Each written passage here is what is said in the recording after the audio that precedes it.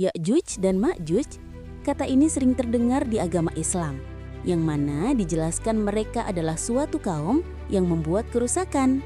Pernah nggak sih dengar tentang Ya'juj Ma'juj?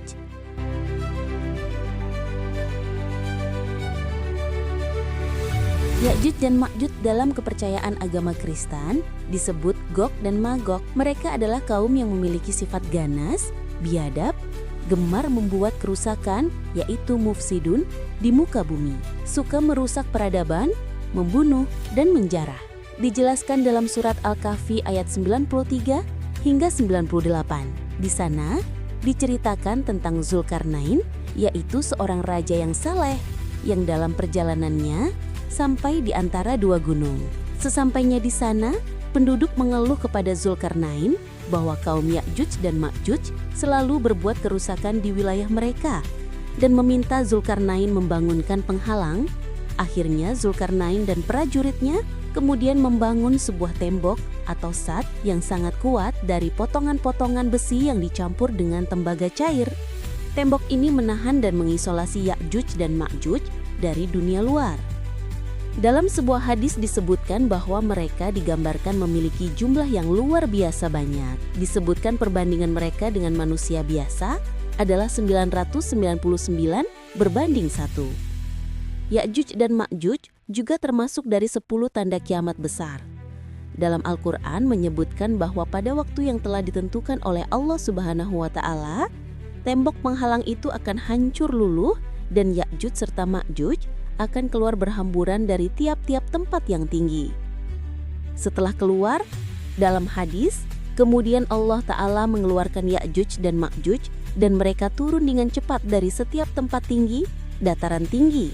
Barisan pertama dari mereka melewati Danau Tabariyah, lalu meminum semua airnya. Kemudian rombongan terakhir mereka lewat di danau itu seraya berkata, "Dahulu di tempat ini ada airnya." Setelah minum hingga air danau Tiberias habis, mereka menyebar ke seluruh bumi, membawa kekacauan dan menghancurkan kehidupan dimanapun mereka berada karena jumlah mereka yang sangat besar dan sifat mereka yang merusak. Saat itu, Nabi Isa alaihissalam dan kaum mukminin yang bersamanya akan berlindung di sebuah gunung seperti Gunung Tur atau Sinai. Mereka akan terkepung hingga keadaannya sangat sulit, di mana harga satu kepala sapi lebih berharga daripada 100 dinar. Dalam keadaan terdesak tersebut, Nabi Isa alaihissalam dan para sahabatnya tidak lagi mampu berperang melawan mereka, sehingga mereka pun berdoa kepada Allah untuk membinasakan Ya'juj dan Ma'juj. Allah Subhanahu wa Ta'ala mengabulkan doa Nabi Isa alaihissalam. Azab yang dikirimkan kepada Ya'juj dan Ma'juj bukanlah berupa senjata atau kekuatan fisik, melainkan melalui ulat-ulat, disebut juga sejenis penyakit, cacing, atau ulat pada hidung atau tengkuk. Menurut riwayat hadis, maka Allah mengirimkan kepada mereka ulat-ulat pada leher mereka, lalu ulat-ulat itu melahap mereka. Maka mereka semua pun mati serentak seperti matinya satu jiwa. Hanya dalam satu malam semua anggota kaum Ya'juj dan Ma'juj binasa.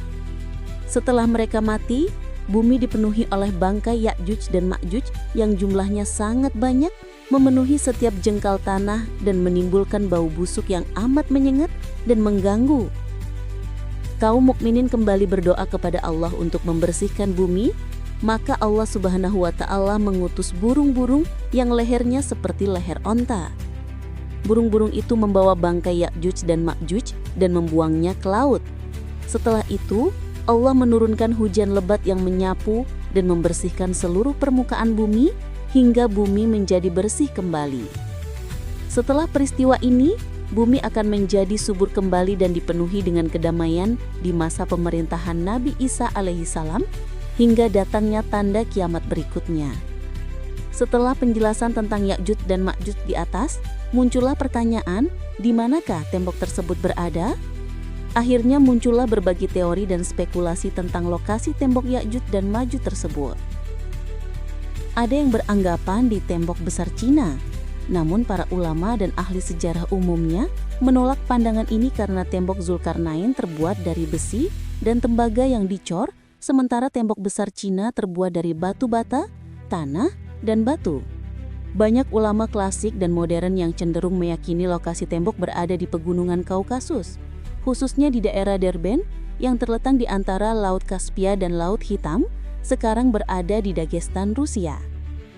Lokasi ini merupakan celah alami di antara dua gunung dan dikenal sebagai gerbang pintu strategis di mana bangsa-bangsa pengganggu seperti Mongol dan Tartar sering melintasi wilayah tersebut di masa lalu.